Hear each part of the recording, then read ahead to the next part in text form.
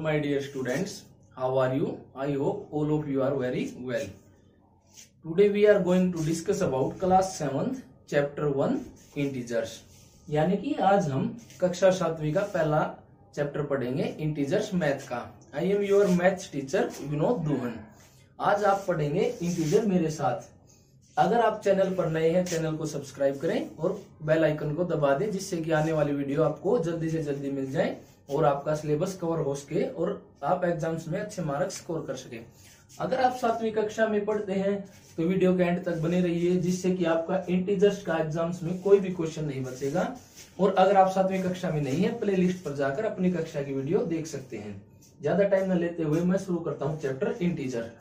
ये वीडियो देखिए आपके लिए बाई लैंग्वेज जाने वाली है, क्योंकि इसके लिए हिंदी और इंग्लिश दोनों मीडियम के बच्चों के लिए ये बहुत उपयोगी है और दोनों मीडियम्स के बच्चे इसको समझ सकते हैं और देख सकते हैं.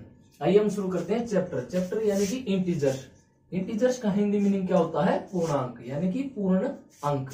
जो अंक अपने आप में पूर्ण होते हैं उन्हें पूर्णांक कहा जाता है. देखिए, इंटीजर्स को समझने से पहले आपको दो बातों को समझना होगा. सबसे पहले इंटीजर्स से पहले दो बातों को समझना होगा. एक होते हैं नेचुरल नंबर्स और दूसरे होते हैं होल नंबर्स. देखिए, नेचुरल नंबर्स आपके क्या होते हैं? जो नंबर नेचर द्वारा दिए गए हैं या नेचर द्वारा प्रदान किए गए हैं, नेचुरल नंबर्स. आइए हम इनको नंबर लाइन के द्वारा समझते हैं. ये है हमारी नंबर लाइन. ये 0 1 2 3 अप टू इंफिनिटी, यानी कि अप टू इंफिनिटी.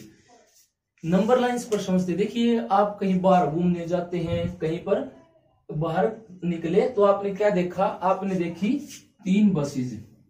तो आप घर पर आकर क्या बताएंगे? आपने घर वालों ने आपसे पूछा कि आप बाहर गए, आपने क्या देखा? आप कहेंगे मैंने 3 बसें देखी. अगर आपने कोई भी बस नहीं देखी, मान लीजिए आप गए बाहर और आपको कोई बस दिखाई ही नहीं दी, तो आप घर वालों से क्या कहेंगे कि मैंने कोई बस नहीं देखी. आप घर वालों से ये नहीं कहेंगे कि मैंने 0 बसें देखी. देखिए, प्रकृति में 0 नाम की कोई चीज एग्जिस्ट नहीं करती. या तो वो चीज होती है या नहीं होती है, या उसकी संख्या होती है 1 2 3 अप टू इंफिनिटी, कितनी भी संख्या हो सकती है. तो इसलिए आप क्या कहेंगे कि मैंने 2 बसें देखी, 3 देखी, 5 देखी, जितनी देखी, या मैंने कोई भी बस नहीं देखी. तो 1 से लेकर इंफिनिटी तक, 1 2 3 अप टू इंफिनिटी, जितने भी पॉजिटिव नंबर्स होते हैं सभी क्या कहलाते हैं? नेचुरल संख्याएं कहलाती हैं या प्राकृत संख्याएं. हिंदी में नेचुरल नंबर को क्या कहते हैं? प्राकृत संख्याएं कहते हैं. नेचुरल नंबर्स कहलाते हैं. फिर आते हैं हमारे होल नंबर्स. देखिए, होल नंबर्स क्या होते हैं? होल नंबर्स देखिए, हमने मान लीजिए कि हमारे पास आपने देख ली 25 बसें. तो आप पहले जब इन्वेंशन नहीं हुआ था किस चीज का, इनका गिनती का या हमारी डिजिट का इन्वेंशन नहीं हुआ था, तो आप क्या करते थे? 25 देखने के लिए ऐसे 25 पत्थर रख देते थे. जो आदिवासी लोग थे, 25 लाइनें खींच देते थे. उनको 0 का इन्वेंशन या ये सिंबल्स नहीं थे. ये देखिए, मान लीजिए मैंने ये लिख दिया 2. ये 2 का क्या मतलब? ये दो चीजों का सिंबल है. मान लीजिए 2 लाइन है, इनका सिंबल है 2. तो फिर उनने क्या किया कि 2 के लिए ऐसा सिंबल बना दिया, 3 के लिए ऐसा, 5 के लिए ये सिंबल, 6 के लिए ये सिंबल. तो इस प्रकार फिर 10 के लिए 0 की जरूरत पड़ी. तो 0 की इन्वेंशन किसने की? आर्यभट्ट जी ने की. और 0 की इन्वेंशन की, जिससे कि हमारी बहुत बड़ी संख्या को हम छोटे अक्षरों में लिख सकते हैं. मान लीजिए हमको 1000 लिखना है, तो हम 1000 लिख देंगे. और अगर हमें 1000 डंडे खींचने लग जाएं, लाइंस खींचने लग जाएं, तो क्या होगा? बहुत ज्यादा मुश्किल हो जाएगी और उनकी काउंटिंग भी करनी बहुत ज्यादा मुश्किल हो जाती है. इसलिए हमने 0 का इन्वेंशन हुआ. तो 0 से लेकर up to 0 1 2 2 3 4 up to infinity क्या कहलाते हैं? सभी होल नंबर्स, यानी कि पूर्ण संख्याएं कहलाती हैं. जब 0 का इन्वेंशन हुआ उसके बाद होल नंबर्स शुरू हुए. अब हम शुरू करते हैं कि इंटीजर्स क्या होते हैं. अब हम आते हैं इंटीजर्स पर. देखिए, नंबर लाइन है. अब हमें नेगेटिव नंबर्स की भी जरूरत पड़ी. मान लीजिए आपके पास 10 रुपए थे. कितने रुपए थे? 10 रुपए थे. लेकिन आपने क्या किया? 4 रुपए खर्च कर दिए. लेकिन घर वालों को आप कैसे समझाएंगे कि मैंने 4 रुपए खर्च कर दिए? इसलिए वो खर्च या उन चीजों की बारे में बताने के लिए, जो चीजें हमारे पास कम हुई है, जिस चीजों की कमी आई है, उस कमी को दर्शाने के लिए हमने क्या किया? नेगेटिव साइंस का या नेगेटिव नंबर्स का उपयोग करना शुरू किया। अब कितने बच गए आपके पास, 6 रुपए बच गए। तो घर वालों को बताया कि मैंने 6 रुपए मेरे पास है, 4 रुपए खर्च कर दिए। इसलिए देखिए नंबर लाइन पर -1, -2, -3 अप टू -इंफिनिटी। तो क्या किया आपने, ये नेगेटिव नंबर्स का यूज किया। और -इंफिनिटी से लेकर +इंफिनिटी, यानी कि -इंफिनिटी से लेकर +इंफिनिटी तक जितने भी नंबर होते हैं सभी क्या कहलाते हैं, इंटीजर्स कहलाते हैं। अब आप समझ गए होंगे कि इंटीजर्स क्या होते हैं अच्छे से। तो अभी इंटीजर्स की कुछ प्रॉपर्टी भी होंगी। तो प्रॉपर्टीज ऑफ इंटीजर क्या क्या होती हैं, आइए वो हम आपको समझाते हैं। इंटीजर्स की प्रॉपर्टी क्या क्या होती है। सबसे पहले इंटीजर की प्रॉपर्टी होती है एडिशन ऑफ इंटीजर्स। देखिए एडिशन ऑफ इंटीजर्स क्या होता है। एडिशन ऑफ इंटीजर यानी कि इंटीजर्स को जोड़ना। यानी कि देखिए एडिशन का मीनिंग होता है किसी भी चीज को बढ़ाना। मान लीजिए मैं लिखता हूं a+b, मैंने लिखा a+b, यानी कि मैंने a में कुछ ऐड किया तो ये एडिशन होगा, यानी कि इसको बढ़ा दिया, मैंने a को बढ़ा दिया। तो एडिशन कैसे होगा, एडिशन दो मेथड से होगा, या तो दोनों संख्याएं पॉजिटिव होंगी या दोनों संख्याएं नेगेटिव होंगी, या दोनों संख्या नेगेटिव होंगी। अब देखिए मान लीजिए पॉजिटिव थी, एक थी मेरे पास 6, एक थी मेरे पास 9, यानी कि 50 कितनी हो गई, रिजल्ट आया मेरे पास 15। कितना रिजल्ट आया, 15 रिजल्ट आया। अब मान लीजिए यही संख्या मेरे पास दोनों नेगेटिव साइंस में होती, -6 और -9, तो भी मेरे पास आंसर कितना आता। देखिए आप पहले साइन को मत कंफ्यूज होइए। सबसे पहले देखिए एक 9 है, एक 6 है, इन संख्याओं को जोड़िए, कितना हुआ 15। लेकिन साइन कौन सा रहेगा, साइन जो दोनों संख्याओं के सामने है वही साइन आंसर में रिजल्टेंट में आपको लगाना है। तो -15 इसका आंसर हुआ। ये कौन सी प्रॉपर्टी है, एडिशन ऑफ इंटीजर्स इसको बोलते हैं हम। और इसके बाद आते हैं सब्ट्रैक्शन में। देखिए सब्ट्रैक्शन क्या होगा, जब ये साइन सेम न होकर अलग अलग होंगे। मान लीजिए एक पॉजिटिव एक नेगेटिव या अनदर पॉजिटिव, या देखिए आप अब एग्जांपल से समझिए, a+b हो सकता है, a-b हो सकता है, या -a+b हो सकता है। अब हम इनको देखिए डिजिट से समझते हैं। मान लीजिए मेरे पास एक संख्या है 9, दूसरी संख्या है 3, मेरे पास आंसर या रिजल्ट क्या है 6, मेरे पास 6 आंसर आया। तो देखिए ये 9 था, आपके पास कितने रुपए थे, आप इसको डिजिट से नहीं, एग्जांपल लीजिए, आपके पास रुपए थे, आपके पास 9 रुपए थे, आपने 3 रुपए की क्या की, टॉफी खा ली, आपने क्या की, टॉफी खा ली 3 रुपए की। तो आपके पास कितने रुपए बचे, 6 रुपए बचे। और ये 6 कैसे हैं, ये हमेशा पॉजिटिव होंगे। पॉजिटिव यानी कि जो sign of the bigger digit यहाँ पर आपके सामने जो आएगा आंसर में, वो आपको sign of the bigger digit लिखना है। इसी प्रकार मान लीजिए अगर मैं इस साइन को चेंज कर दूं, यहाँ पर -9 और +3 लिख दूं, -9 और +3। देखिए ये साइन माइनस का है और ये प्लस का है।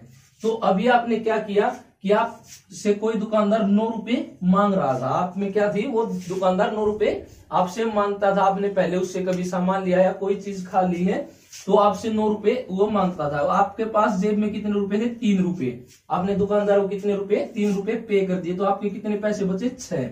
तो 6 रुपए बचे।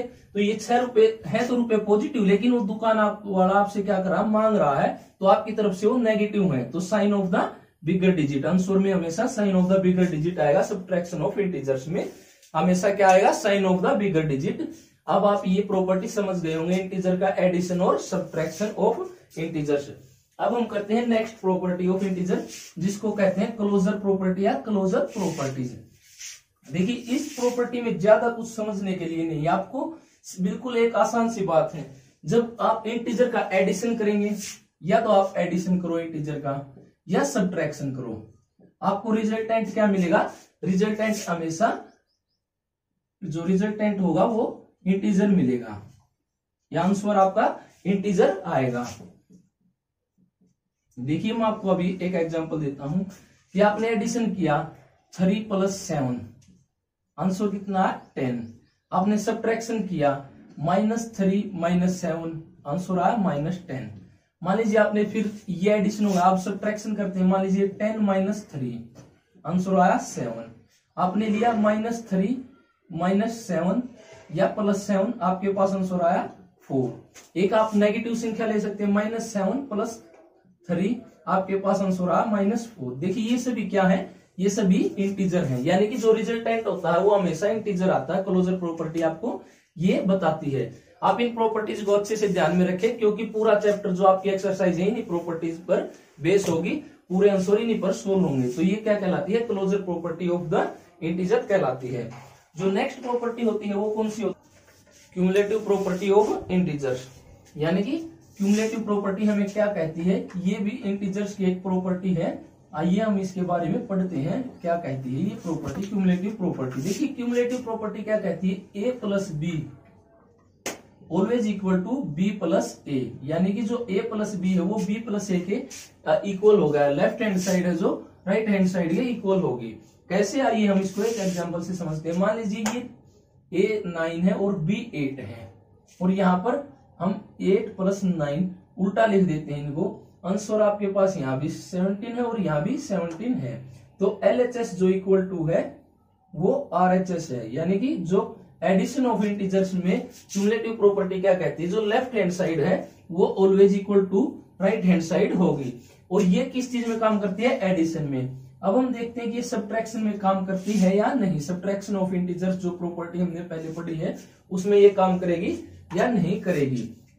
देखिए सब्ट्रैक्शन ऑफ इंटीजर क्या कहता है कि a + b या is equal to b + a काम करती है ये प्रॉपर्टी या नहीं करती है। देखिए मान लीजिए यहां पर 9 - 8 था और यहां पर 8 - 9 कर दिया मैंने। यहां पर क्या कर दिया, 8 - 9। यहां पर आंसर आया मेरा 1 और इधर आंसर आया -1। तो यहां पर देखिए क्या हुआ, LHS not equal to RHS हो गई है। LHS not equal to RHS है, यानी कि जो क्यूमुलेटिव प्रॉपर्टी है वो सिर्फ एडिशन में काम करती है, सब्ट्रैक्शन ऑफ इंटीजर में काम नहीं करती है। क्या नहीं करती है, सब्ट्रैक्शन ऑफ इंटीजर में काम नहीं करती है। तो क्यूमुलेटिव प्रॉपर्टी हमको यही बताती है। अब हम नेक्स्ट प्रॉपर्टी देखते हैं इंटीजर्स की, एसोसिएटिव प्रॉपर्टी। यानी कि एसोसिएटिव प्रॉपर्टी क्या होती है, एसोसिएटिव प्रॉपर्टी ऑफ इंटीजर्स।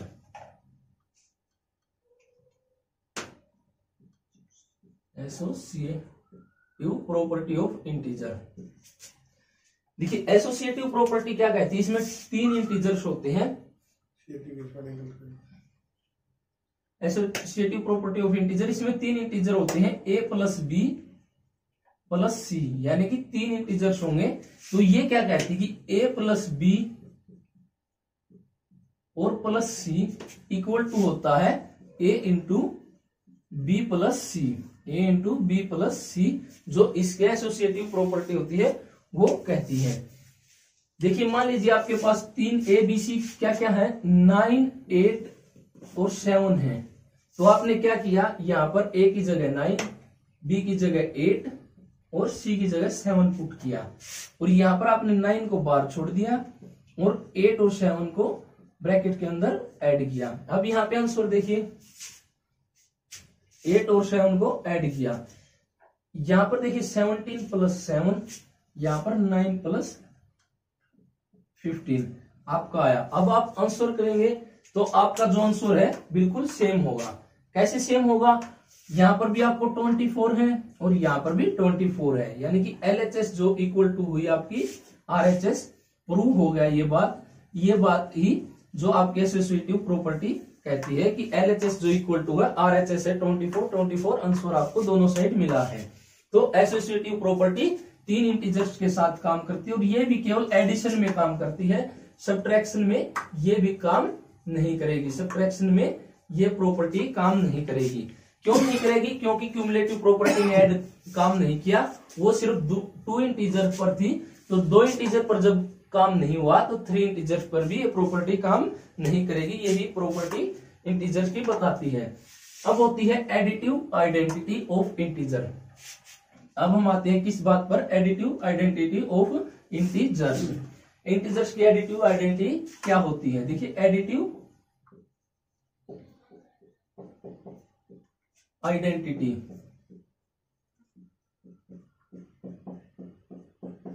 देखिए एडिटिव आइडेंटिटी क्या होती है किसी भी इंटीजर की। मान लीजिए a+ मैं कुछ भी करूं मेरा आंसर a ही आए, मैं ए में कुछ भी ऐड करूं, यहाँ पे फिल इन द ब्लैंक है, यहाँ पर कुछ भी क्या ऐड करूं कि मेरा आंसर ए आए, तो यहाँ पर मैं ऐड करूंगा 0। क्या 0। अगर जो 0 है वो सभी इंटीजर का एडिटिव आइडेंटिटी होता है। मान लीजिए आपको कोई प्रॉपर्टी दी जाए कि मान लीजिए यहाँ पर कोई 0 इज इक्वल टू बी है, और फिल इन द ब्लैंक्स आपको पहले दे दिया गया कि यहाँ पर कौन सा इंटीजर आएगा, तो यहाँ पर भी बी आएगा, क्योंकि b प्लस 0 हमेशा b होगा। हम एक एग्जांपल से इसको समझते हैं। मान लीजिए 7 plus fill in the blanks is equal to 7 दे दिया, तो आप यहाँ पर क्या पुट करोगे कि आंसर 7 आए। आप 1 2 3 -1 कुछ भी पुट करोगे तो आंसर 7 नहीं होगा, सिर्फ 0 पुट करने से ही आंसर 7 होगा। और मान लीजिए आपको दे दिया जाए यहाँ पर 6 0 और यहाँ पर फिल इन द ब्लैंक्स दिया जाए कि यहाँ पर 6 आंसर आना चाहिए, तो आप यहाँ पर क्या पुट करेंगे, तो आप क्या पुट करेंगे, 6 ही पुट करेंगे। तो यही इसकी एडिटिव आइडेंटिटी होती है, किस चीज की, इंटीजर की। एक होता है एडिटिव आइडेंटिटी और एक होता है एडिटिव इनवर्स। ये एडिटिव आइडेंटिटी दी और एक होता है एडिटिव इनवर्स। आप इस चीज को समझें और कंफ्यूज बिल्कुल भी ना हो कि एडिटिव इनवर्स क्या होता है। एडिटिव इनवर्स होता है, देखिए यहाँ पर तो आंसर सेम रहना चाहिए था, और एडिटिव इनवर्स में आंसर हमेशा 0 आना चाहिए।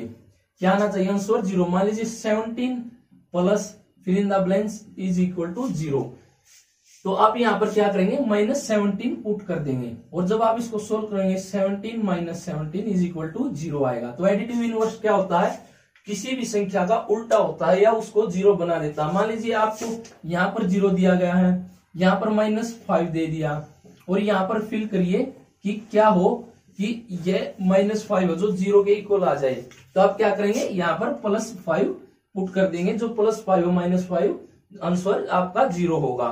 तो ये आपका एडिटिव इनवर्स होता है। यानी कि मान लीजिए कोई भी संख्या आपको -a, इसका एडिटिव इनवर्स होगा +a, और b का एडिटिव इनवर्स होगा -b।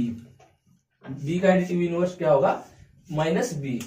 तो बच्चों आज की क्लास हम यहीं पर खत्म करते हैं, क्योंकि पूरी प्रॉपर्टी ऑफ इंटीजर्स हमारी कंप्लीट हो चुकी हैं।